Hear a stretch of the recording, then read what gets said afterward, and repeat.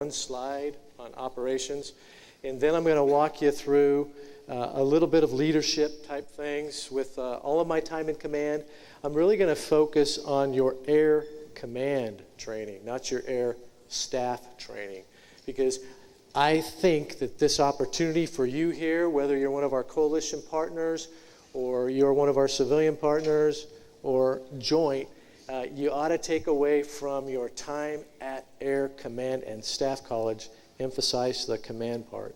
Some of you have already commanded, and in small units or even large units. Others, you will be leaving here to your first large command. Major Shadden is leaving to go be an AMXS commander. She worked for me in the past in one of my wings.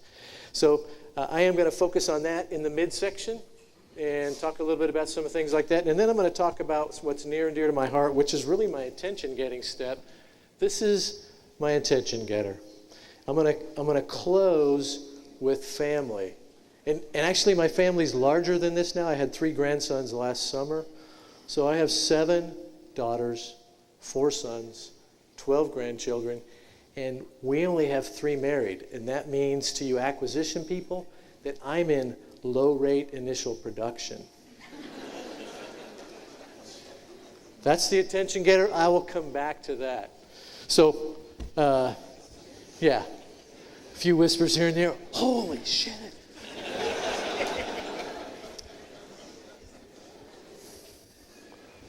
Okay, going backwards. I'm going to give you a quick operational update. So on behalf of Lieutenant General Chris Nolan, my boss, who's passionate about what he does.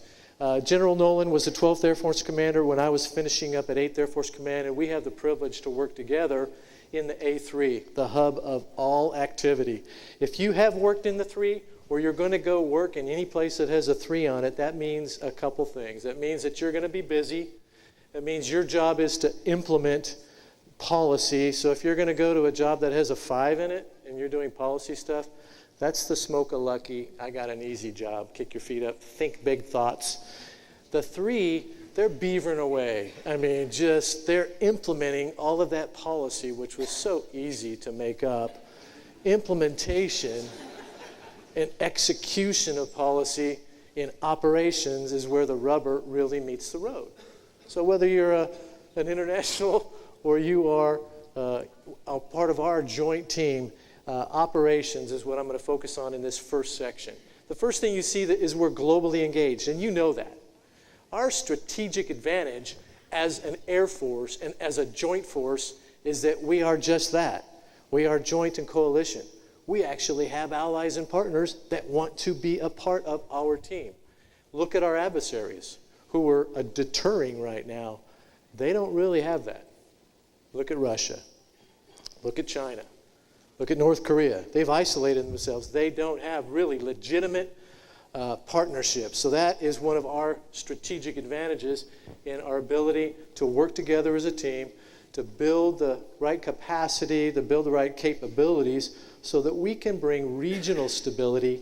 And on top of regional stability, we can then have strategic stability.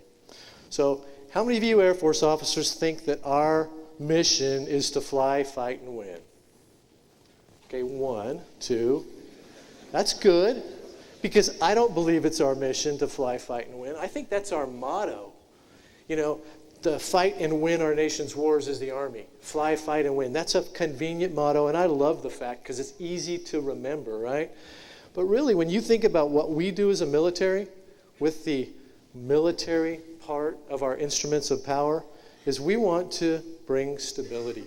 We want to enable stability of a nation. Well, actually, let's back it up. Stability of a family, patriarchal, tribal, city, state, nation state. And then beyond the nation state to a neighborhood. Bring regional stability so that we can have strategic and global stability. Our airmen are engaged in that fight day in and day out, whether it's with allies or not. We are engaged around the world. About 21,000 of us are deployed right now. That doesn't count the 80,000 that are assigned forward to PACAF and USAFE and other locations. So with that, that's about 101,000 forward deployed or permanently assigned.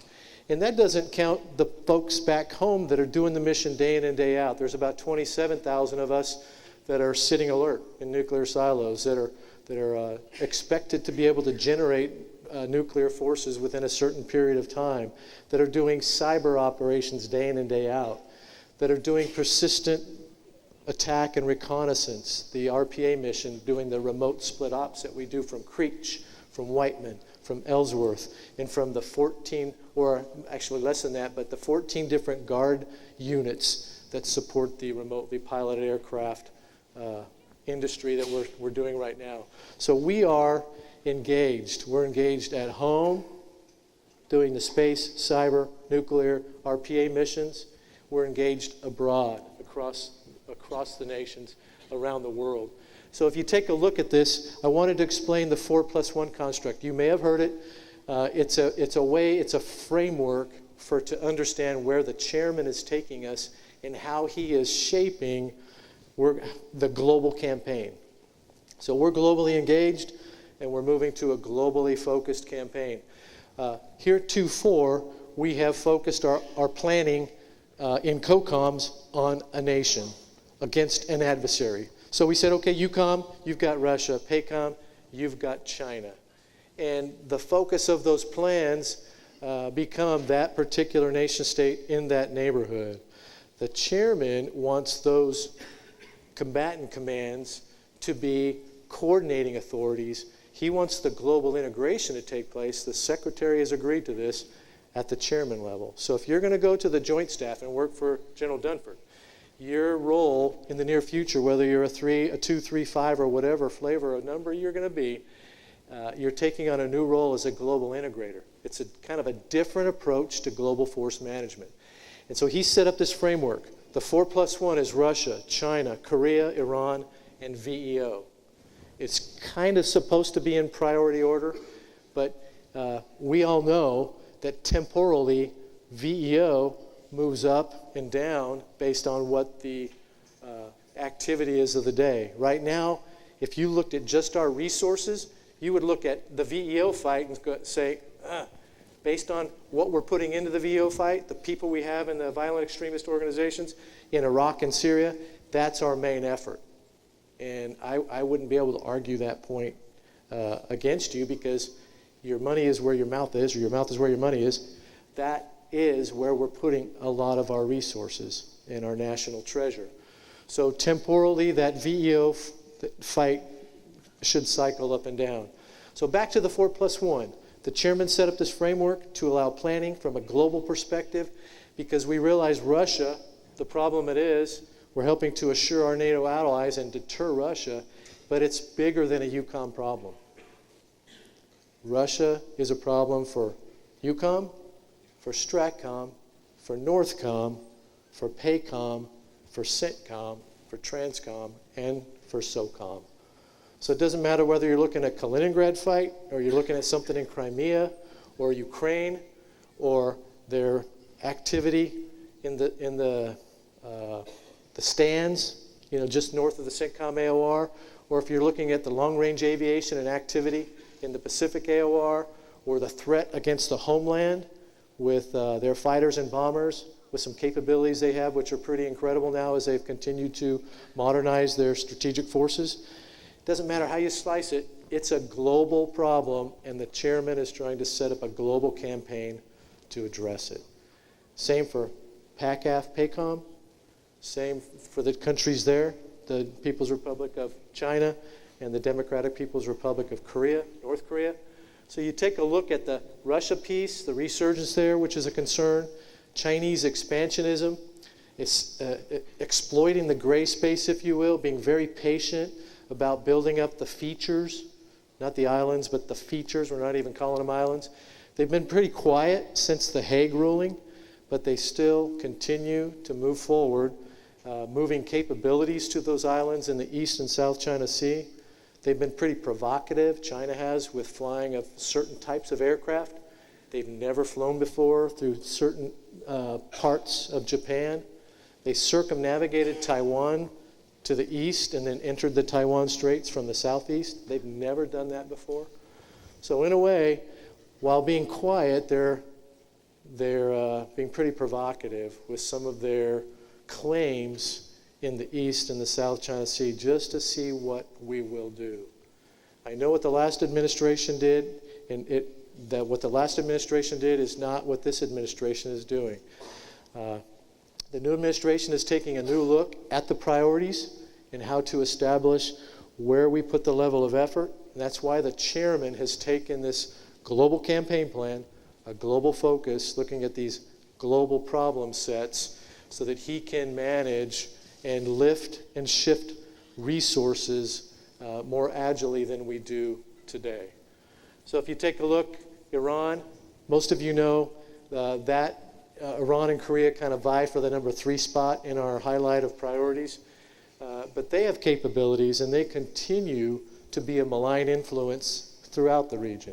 Look at what they're doing to destabilize or to support the Houthis against one of their arch nemesis, Saudi Arabia. There's no love lost between Iran and Saudi Arabia, and Saudi Arabia is in a knife fight right now in Yemen, supporting the government of Yemen while the Iranians support the Houthis. If you look at Hezbollah, if you look at what Iran is doing in Iraq with their influence through the Shia the population and in the PMF that are mobilizing, and really a legitimate ground maneuver element now in Iraq, where they hadn't been in the past. So Iran is someone where Bear's looking at. And then as we shift to the Korea problem set, from a global problem set, some would think, well, that's really regional.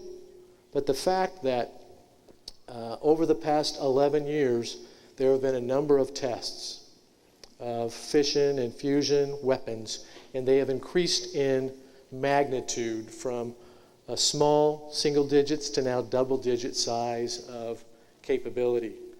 Just last year, Kim Jong-un fired more missiles in and around his little country. A lot of these tests failed, yes, some catastrophically, thank God.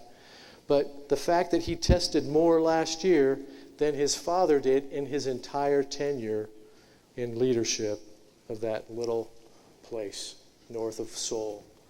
So a lot of activity has been going on. Rhetoric is peaking, and he's getting a lot of interest right now, both from the Department of Defense, Secretary Mattis, and the new Secretary of State, Secretary Tillerson.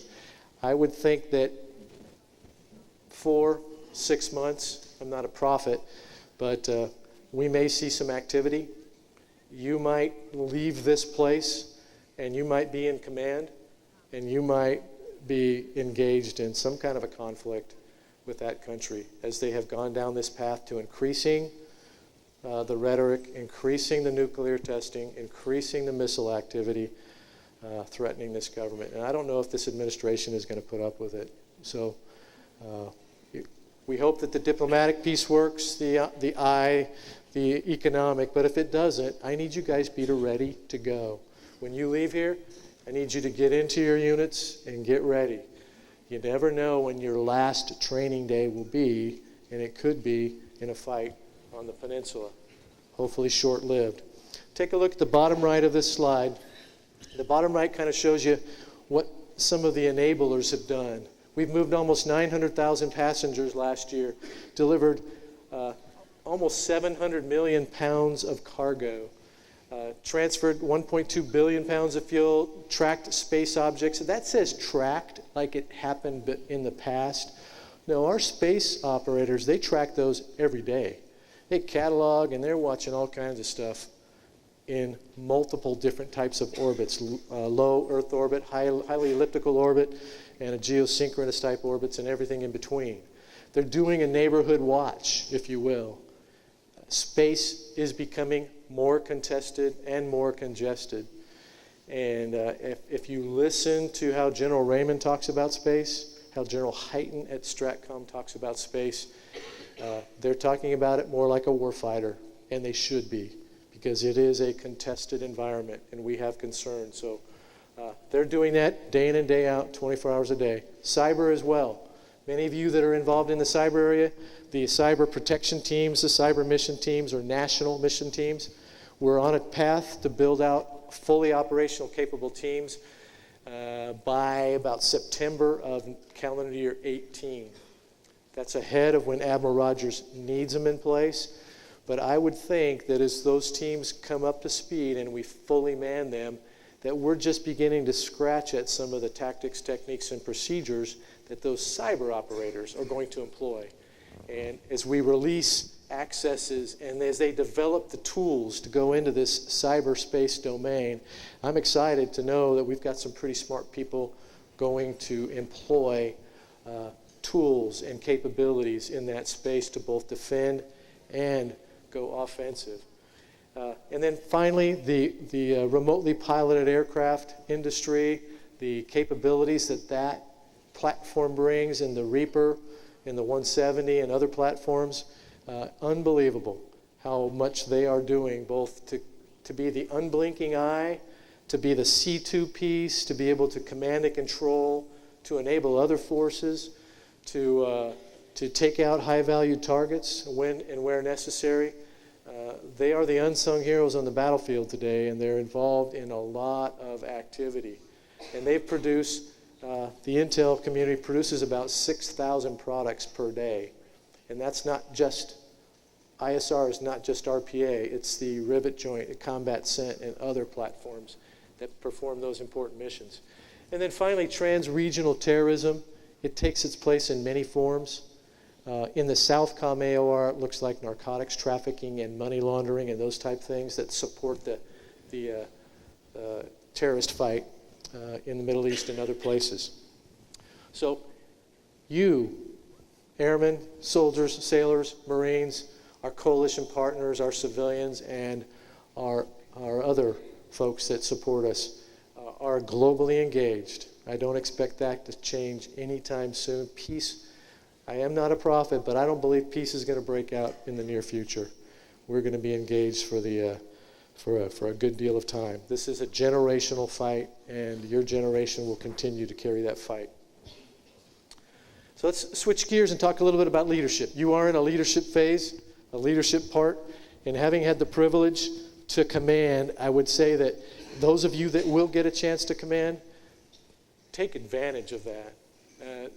Don't let it go to your head, but it is a real privilege and honor to get to lead men and women in service to their country. You got to remember, they all serve for different reasons. Some serve because it's a heritage in their family. Their parents served, their grandparents served, and others. But command is a huge responsibility. One thing that you'll recognize in command, there are things that you can control and things that you cannot control. And one thing that you can certainly control is the climate. One of my mentors is not an officer. He's a chief master sergeant and was my uncle. He served in the Korean War in the United States Army. And after, getting shot at and running around Korea, he went into the middle of the country. They pushed all the way up to the Yalu River on the border of China. And then they were pushed by the Chinese all the way back to the Pusan perimeter. And he used to tell me, Scott, I thought I was going to be shark bait down there in the Pusan, because they were about to get pushed off of the Korean Peninsula. Most of you that know history, they fought their way back, and he saw the Yalu River again. But my uncle, who served from that point on, then went in the Air Force after that, challenged me in a lot of ways. He challenged me just by his demeanor and how he mentored. And when my uncle, and my dad was very much like my uncle, when there's chaos and stuff going on, whether it was in family or whether it was at work, these guys would walk into the midst of chaos, and everybody in the room would just relax. If you could take the stress temperature, if you could measure that, when they walked in the room, it would go down. Why? Because Uncle Russ is here, or my dad's here. Everything's going to be okay. Climate is kind of like that. You can control a lot of things. The things you say, the things you do, the way you carry yourself will set that type of a climate in your workspace. So when you command, be aware of how you carry yourself and what you do. You've all worked for people that when they come in the room, it actually adds more chaos, and it's not helpful.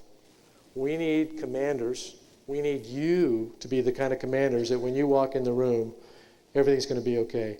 Now, there might be bullets flying, and you might need to do some things. That doesn't mean you're soft milquetoast, stuff like that. You can be rock hard, solid, in your face, but they know, hey, Major so-and-so's here. Lieutenant Colonel so-and-so's here. Things are going to be okay. The boss is here. That's the way my chief was, my uncle. That's the way my dad was to me. You need to be that for the organizations that you're going to command. Now, climate is something else that you can control. When you get into command, there will be a climate assessment of your squadron. I challenge you to read it, and within about 6 months of you taking command, you need to do another climate assessment to see what kind of impact you're having on the climate.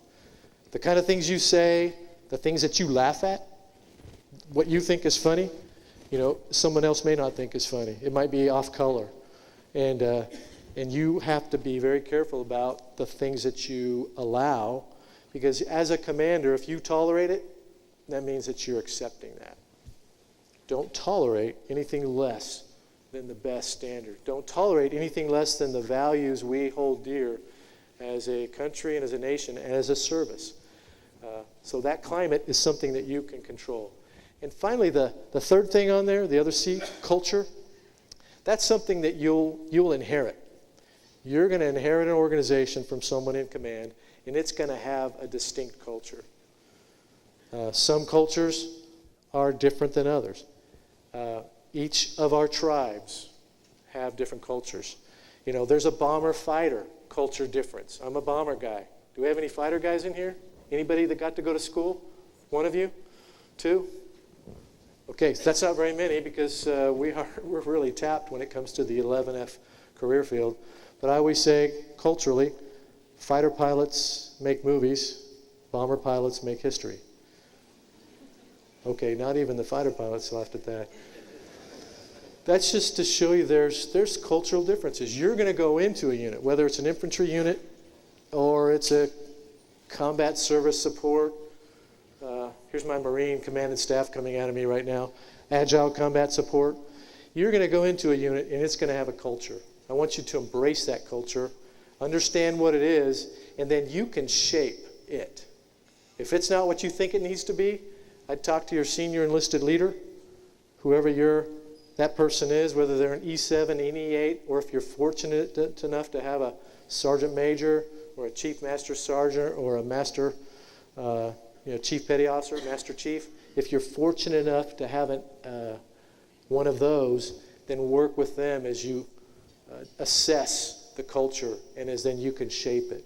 Climate, you can control more closely. Culture, you need to kind of shape that. Because when I look back at command and I look at the successful things we did and those that were unsuccessful, it all came back to the culture that I had either embraced, allowed to, or then had to shape it in a way that I could in the time that I had the privilege to be in command. And then lastly, communication. Communication is key. It doesn't matter how good your processes are or how great your people are. If you can't communicate, then something's not going to work right. And so communication, important communication, is key. If you're a commander, never pass up the opportunity to say something to your folks. If given an opportunity and you're surprised, you don't know how many times as a squadron group or wing commander, I went to a meeting where my exec said, "Sir, you got no speaking part, just relax." Get on the front row, slide comes up, commander's comments. Hey, great, I have a talking part. Then I get up and say, "Sir, you have the floor." And "Sir, you have the floor" is what they said to me after the first time that happened, because when they didn't have a slide, I took the floor anyway. I didn't pass up an opportunity to communicate what was important for the organization, whether it's squadron group or wing or higher. General Goldfein, has anybody heard our chief speak? You've heard him speak to you in class, right? If you've ever heard him speak at the Air Force Association or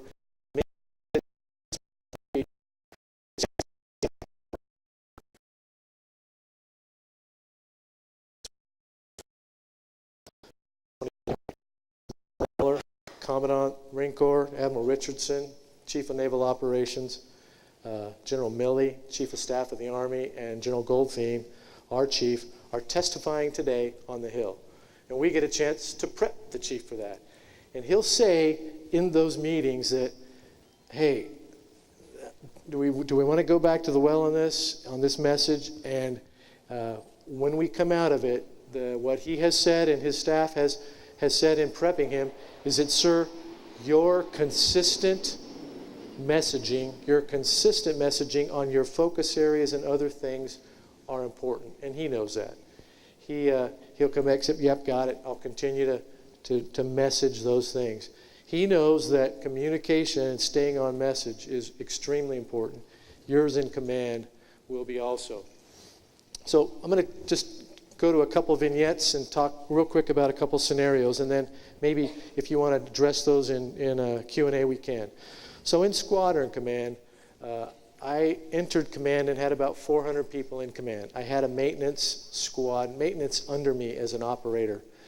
About a couple months into my command, I divested 350 people, and I went from a 400-size unit to 350. The organization changed. Its whole dynamic changed. Now I had 24 B-2 pilots. I had life support, intel, and a resource management shop. That's it. Then a front office staff, which went from about 10 people to 2. And you're going to get into organizations, and things will change.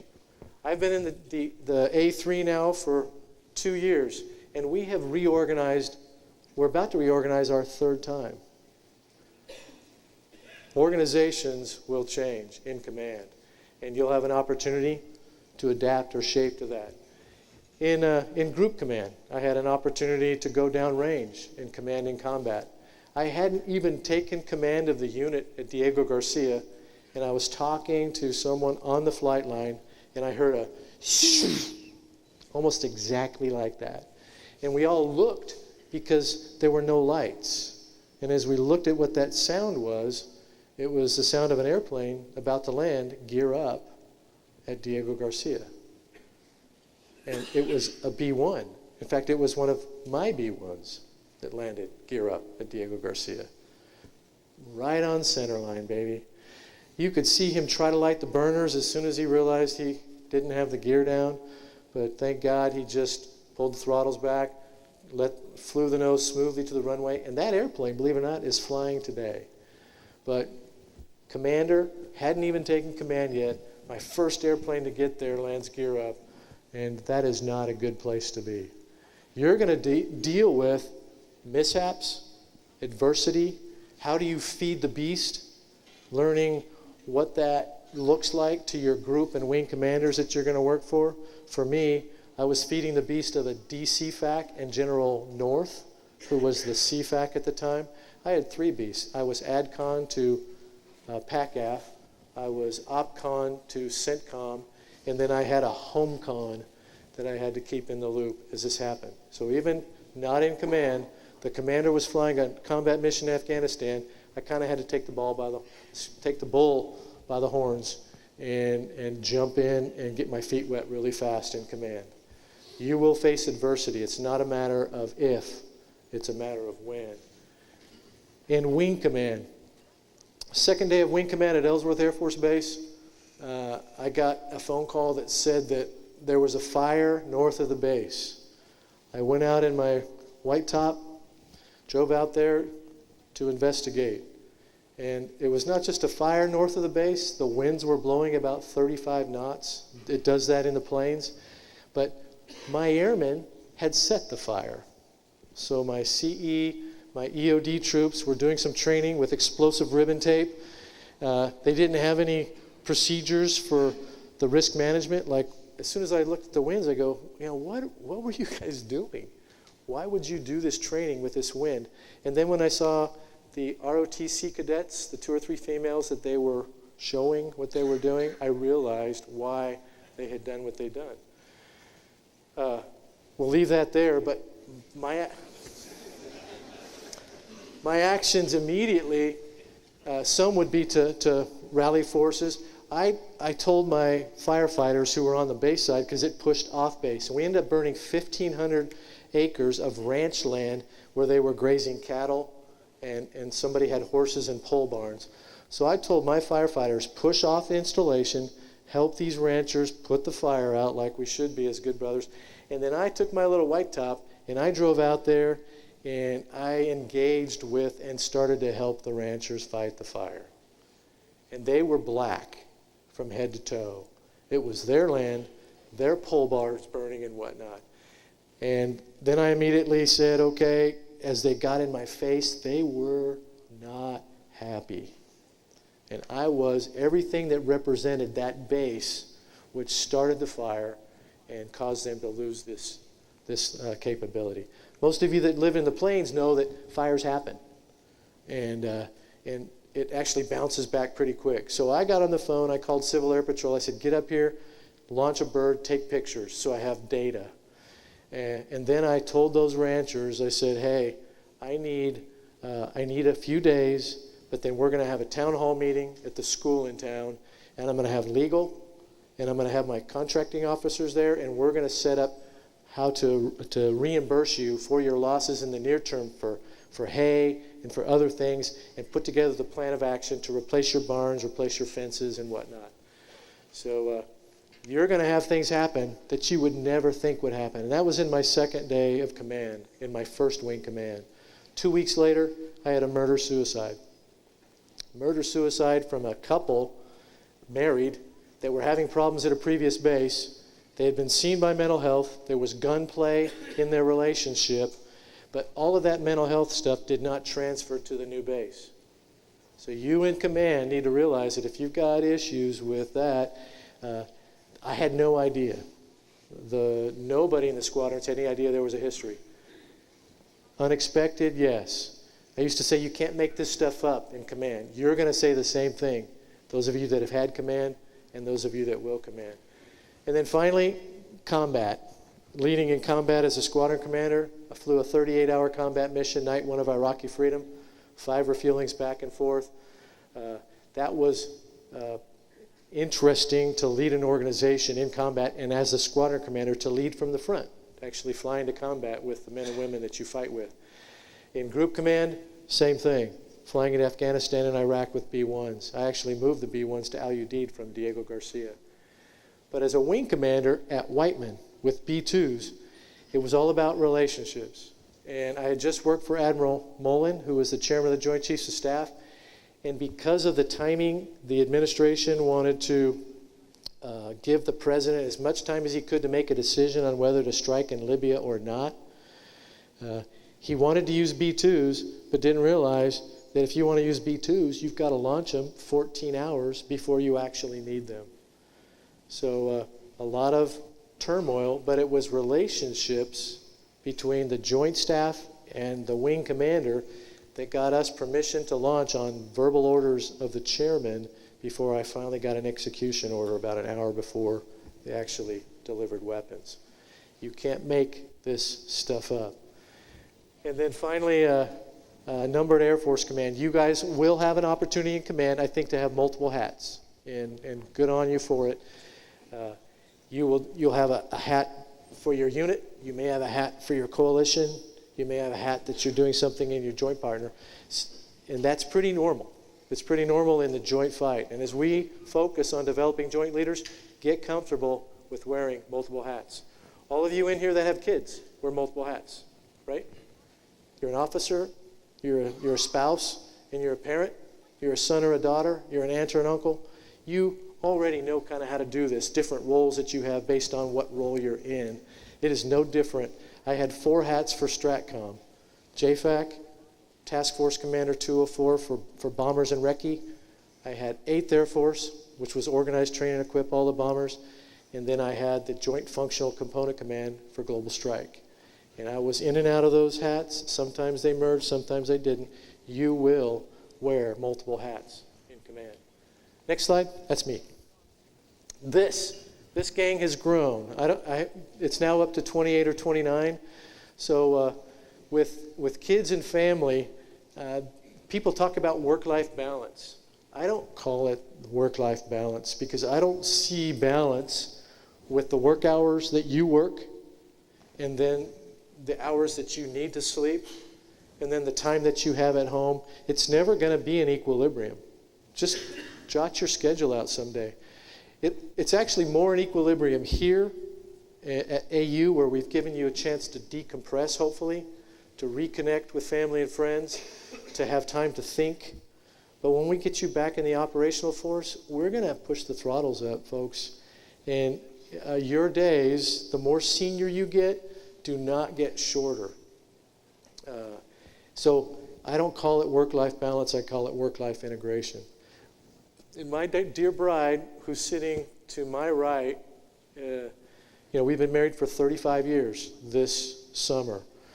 And we have, with all of our kids, moved 24 times, 19 military moves. This move this summer will be our 20th military move. And we have been able to stay together through thick and through thin. And it's not been easy.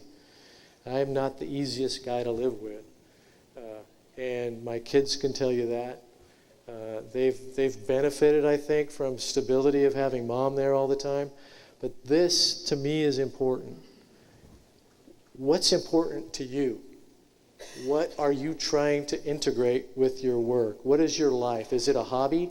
Are you a climber? Are you a biker? Are you a triathlete? What level? Are you near professional level? Are you spending 6-8 hours a day working out? Good on you if you are. Is your family your hobby? What are those things that are important to you, and what are you trying to do to integrate? And the reason I wanted to end with this, because I think it's important that we know that not everybody is the same. I don't expect you guys to have 11 kids. I don't even want you to aspire to have 11 kids. When I commanded the Air Expeditionary Wing at Red Flag, when I was a group commander, it was the first time for the Royal Saudi Air Force to bring airplanes to the United States. They brought their F-15s. And I was talking with 4 Saudi officers. And when they found out I had 11 kids, they were impressed. And they all said, "How many wives?" And I said, my answer was, 1 man, 1 woman, 1 lifetime. And they just laughed. They said, "Well, don't knock it till you tried it." So I'm not going there. But they were impressed with my big family because culturally they have bigger families. So what's important to me and what's important to you is going to be very different. But I want you to find a way to figure out how to integrate those together so that you are not missing what is important in life. If you haven't seen the videos that circle the internet from time to time of the guy who puts out, jars, an empty jar. He's got a jar full of rocks, a jar full of medium-sized rocks, a jar full of pebbles, a jar full of sand, and a jar full of water. And he manages to take all of that and put it into this one big jar. But he doesn't do it by putting in the small stuff first. He puts in the big rocks first. Most of you have probably seen those demonstrations. I can't iterate enough how important it is that you determine what that big rock is for you. And if it's work, and you're single, if you're like our Secretary of Defense right now, Secretary Mattis, who when he was active duty, he's a voracious reader. He was not married, single. He devoted all his time to the profession of military arms, an incredible officer. His balance, his was a work-work balance. For him, it was about just staying healthy so that he could continue doing what he loved, taking care of his Marines. For you, what is that really important thing? Okay, with that, we got 20 minutes left. I'm going to shut up, and we're going to go to Q&A on anything from ops to command stuff to anything that I talked about. Do we have any spring butts besides for those guys that are going to the bathroom?